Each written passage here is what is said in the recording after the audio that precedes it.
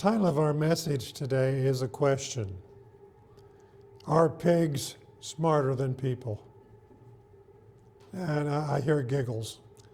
And that's not a question that you're asked every day. And I know Brother Williams has raised pigs in his lifetime. And he has the actual real answer to the question because he knows pigs. So I'm not going to ask him. But we'll let the lesson tell us whether or not pigs are smarter than people. And that comes from a situation recorded in Luke chapter 8, verses 26 to 39. It's a long reading, but it's a complete story that we need to hear. Then they sailed to the country of the Gadarenes, which is opposite Galilee. And when he stepped out on the land, there met him a certain man from the city who had demons for a long time. And he wore no clothes, nor did he live in a house, but in the tombs. And when he saw Jesus, he cried out, fell down before him, and with a loud voice said, "What have I to do with you, Jesus, Son of the Most High God? I beg you, do not torment me." For he had commanded the unclean spirit to come out of the man. For it had often seized him, and when he was kept under guard, bound with chains and shackles, and he broke the bonds and was driven by the demon into the wilderness. Jesus asked him, saying, "What is your name?" And he said, "Legion," because many demons had entered him. And they begged him that he would not command them to go out into the abyss. Now a herd of many swine was feeding there on the mountain. So they begged him that he would permit them to enter them. And he permitted them. Then the demons went out of the man and entered the swine, and the herd ran violently down the steep place into the lake and drowned. When those who fed them saw what had happened, they fled and told it in the city and in the country. Then they went out to see what had happened and came to Jesus and found the man from whom the demons had departed, sitting at the feet of Jesus, clothed and in his right mind. And they were afraid. They also, who had seen it, told them by what means he who had been demon-possessed was healed. Then the whole multitude of the surrounding region of the Gadarenes asked him to depart from them, for they were seized with great fear. And he got into a boat and returned. Now the man from whom the demons had departed begged him that he might be with him. But Jesus sent him away, saying, "Return to your own house and tell what great things God has done for you." And he went his way and proclaimed throughout the whole city what great things Jesus had done for him. This is a message I brought about 3 years ago, and I'm bringing it again without material alteration because this topic is extremely important, but seldom dealt with in the modern church world. Demons. Demons. Are they superstition or are they reality? The intellectual mind rejects the thoughts of spirits and demons, relegating them to the realm of religion and superstition, with religion being thought of as a more sophisticated type of superstition. However, many cultures accept the facts of spirits and demons and even elevate them as objects of worship. However, the Bible presents demons as very real beings that are not to be taken lightly, but also are not to be elevated above what they are. In the Dictionary of Theological Terms by Kearns, the definition for demons is this: demons are spirits with intelligence and will, and they exercise great power. Demons are particularly active in religious and spiritual matters. Even in the church, demons are active in drawing people away from the truth. This is perhaps the most subtle work done by demons. That's a very true statement. The Bible records many instances where people possessed by evil or unclean spirits, we call demons, okay? The man in our story had demons for a long time. It just didn't say he had demons. Notice it says for a long time. The demons caused this man to manifest unnatural behavior.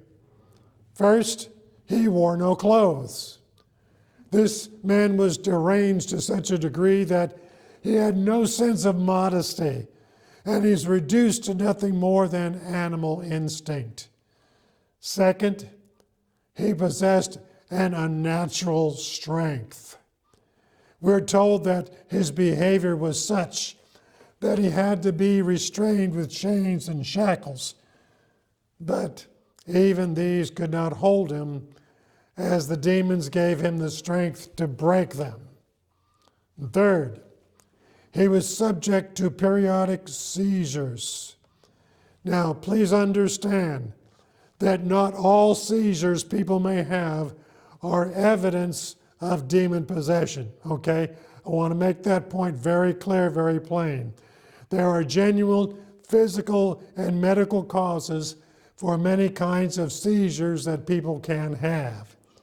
But aberrant and uncontrollable behavior can be evidence of demonic possession. And then fourth, this man was unfit to live in normal human society because of his uncontrollable behavior. I tell you what, sounds like a modern day newscast. People going around shooting policemen, shooting people in the malls and schools. Uncontrollable behavior. Is this an indication of demon possession in our day and age? You know, you hear people crying out, well, we need more mental health care. Okay? We need God. We need power over demonic forces. And we need honesty in the culture to recognize what is going on for what it is. I tell you what, you know, there are people that go get counseling and treatment in mental institutions and things of that nature who don't really get any help. They go in, they go through a program, and they're right out there doing it again. Now, some people are helped, but a great number of them are not helped, and they do it all over again. Now, demon-possessed people do not have all the same symptoms. They vary by individual and circumstances. We see some of these symptoms in the Bible. Some people we see are unable to speak or to hear because of demons. Okay? Some people have seizures or throw themselves on the ground or throw themselves into a fire.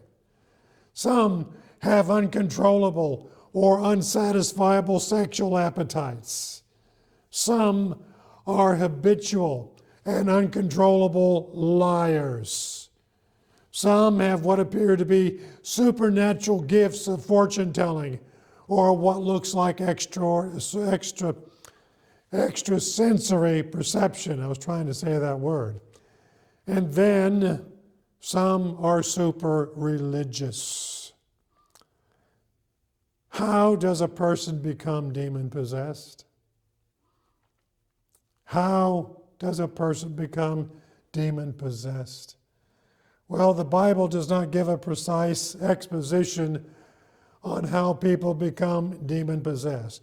But from what we read, we can deduce how this can happen. In Luke chapter 22, verse 3, we read that Satan entered Judas, and then he betrayed Jesus. And from this, we learn the following. There was an agreement in the will of Judas that coincided with the will of Satan as expressed by the actions of the religious leaders to murder Jesus. You see, there was agreement of will between this man and Satan. Now, Judas did not necessarily want Jesus dead. Okay, understand that. He wanted the money the leaders offered him. His problem was he was covetous and greedy. And keep in mind, one of the 10 Commandments forbids covetousness, right? Judas made no mental connection between the money he received and Satan's working. Didn't tie it together. Nevertheless, Satan took advantage of his avarice and entered into Judas to accomplish his own ends against Jesus. Okay? The devil took advantage of Judas and his greed. Judas stepped into the spiritual and moral trap because he would not control his greed. So from what we learn about Judas' experience, it appears that the devil looks for a person's particular moral weakness through which he can entrap the person and exploit him for his use. So beware. If your behavior attracts the devil, he will come after you and give you what you want. But that very thing will be a chain that will drag you down to the pits of hell. The devil has multitudes of demonic spirits at his disposal. The name of the spirit that possessed the man in the story was Legion, because it was not just one demon. It was many demons. And from this, we learn that evil spirits tend to work together in groups.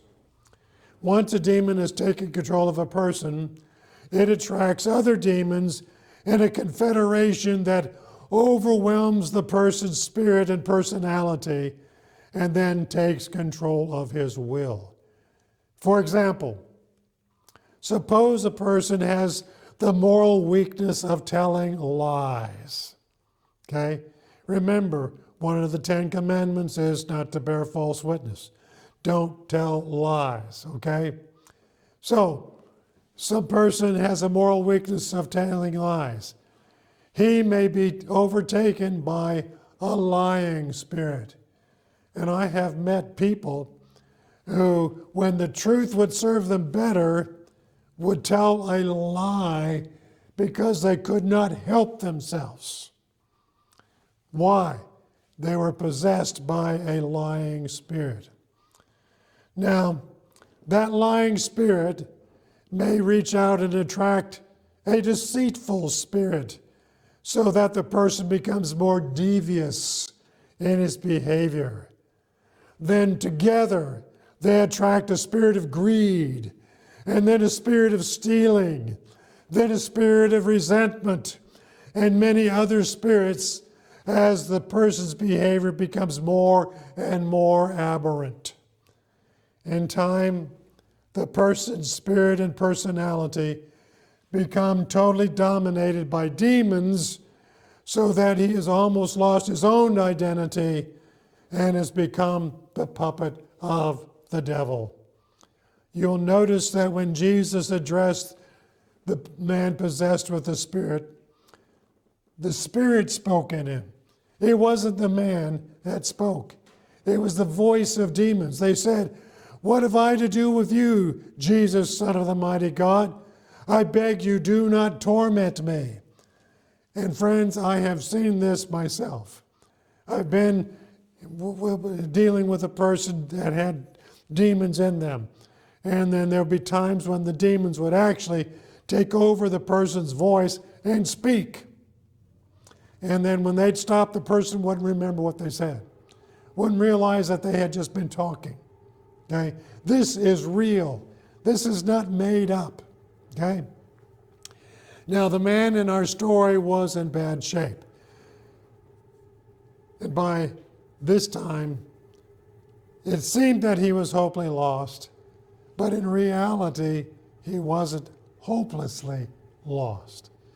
His hope was not in psychiatry or some government rehabilitation program. His hope was not in prescription medicine or marijuana or some illicit drug that would dull his senses. How many marijuana stores do we have in Lawton? They're all over the place. Now, I'm not trying to say that people who go to those stores and buy that stuff are demon-possessed, but I tell you what, I would venture to say that many of them are trying to cope with aberrant behavior that is, in fact, sponsored by demons. And they just use that stuff to just kind of dull their senses. Okay? This man's hope was not even in understanding friends and neighbors, because by this time he had fairly well alienated them all. His only hope was Jesus. And that's the same for people today. Their only hope is Jesus. Now notice that the demons recognized Jesus. As powerful as the demons were in this man's life, his mental capacity and his behavior, okay, they were powerless in the presence of Jesus. All it took was one little word from Jesus, go, and the entire legion of demons left the man. One little word, go. The devil and his demons are very real, and my friend, they are very powerful. We are not told in the Bible where these spirits come from, or even why God allows them to exist and do what they do. But for whatever power they may have, let me tell you, they are totally powerless in the presence of God. There might be a question asked if the demons are smarter than people, and that is why they can deceive people in giving in to them. Okay? The answer is not that the demons are smarter than people. The answer is that people are gullible. People are gullible and will give themselves over to demons so that they can indulge in the particular carnal appetites they enjoy. That's why people become demon-possessed. Okay? They're gullible, and they just want to enjoy some kind of carnal appetite. People do this of their own free will. And sad to say, they are usually unaware that they are selling themselves to the devil. They just want to indulge in that particular behavior because of the gratification it gives them. Most demon-possessed people never acknowledge that they are bound in their aberrant behavior. In fact, they generally do not recognize that their behavior is aberrant. To them, it is normal. Some eventually have regrets and come to the realization that they are bound to that behavior and they cannot change it. This is where the man in our story was when Jesus found him. The story tells us there is help for a demon-possessed person who will turn to Jesus. Even such a person as Legion found help from Jesus. This totally hopeless-looking person found help from Jesus. And if you are bound by demonic influences, listen, you cannot break that influence on your own. You need a far greater power than your own will. Yes, you must be willing, and you must want to be delivered. One might ask how Jesus can deliver him if Jesus is in heaven?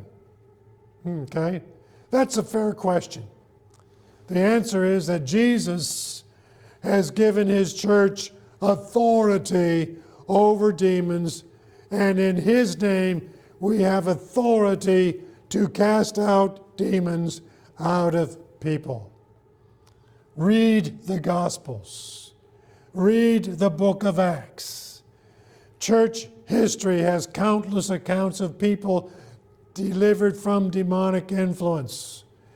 And even in our time, our day and age, God still works to deliver people that want to be free from demonic influence and want to live for God. I have seen it happen. I have seen God miraculously deliver a person from demonic influences, change their lives, put them on a right path to live a decent life and become a child of God. It can happen.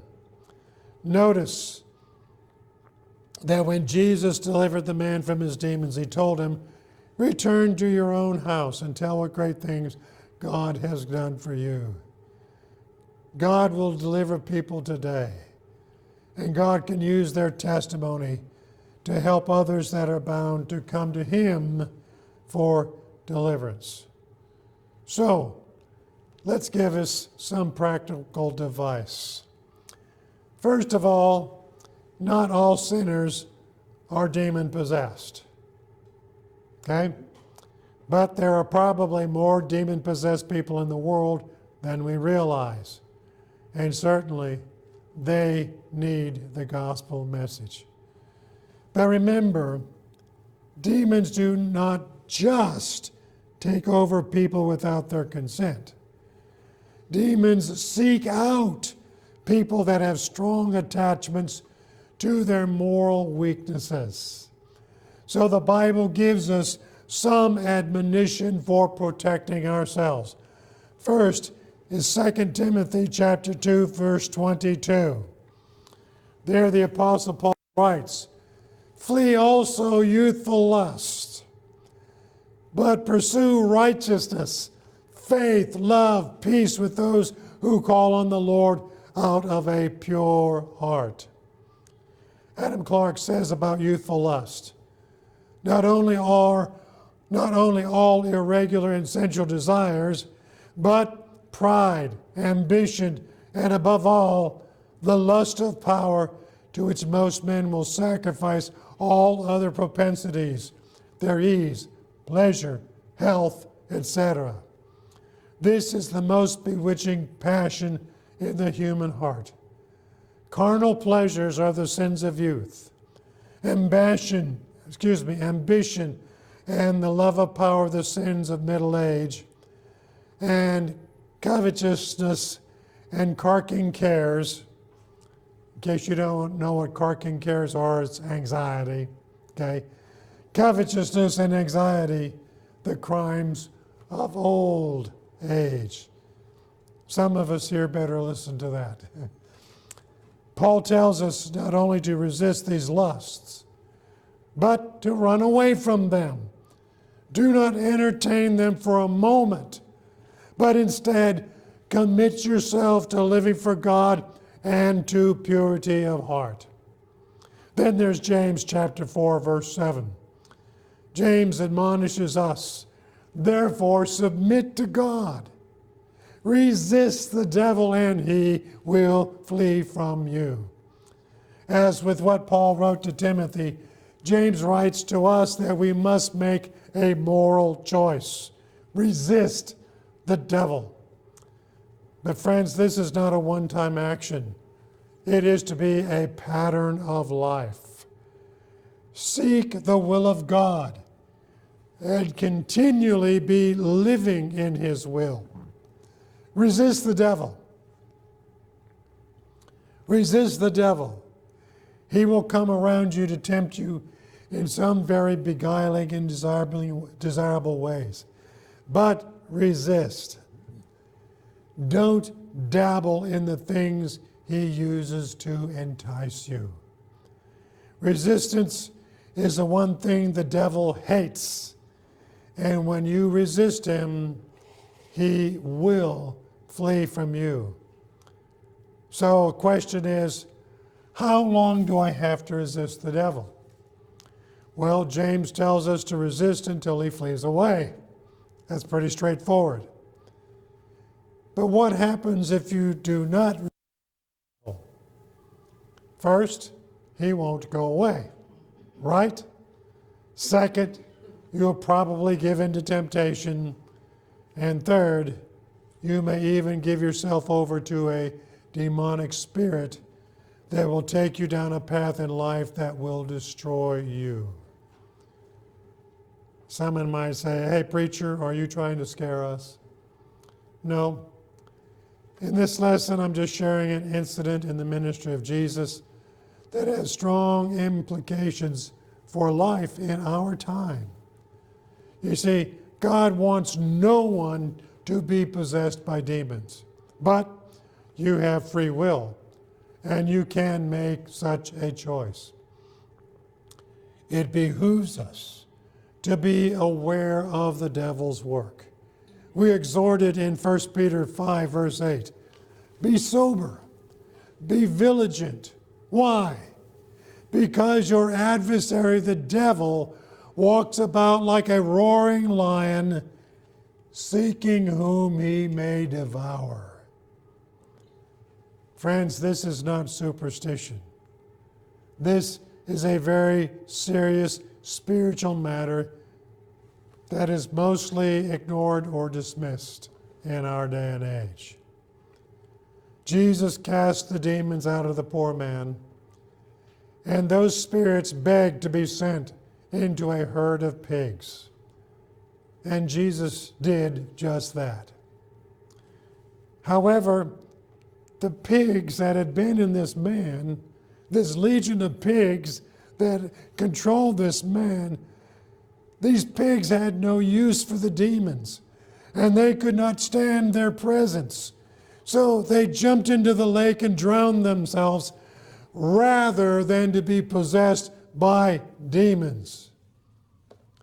Why then do people let themselves become possessed by demons? Are pigs smarter than people? It's better to live for God and never to put yourself under the control of demons. So learn from the pigs. Pigs don't tolerate the presence of demons. Amen.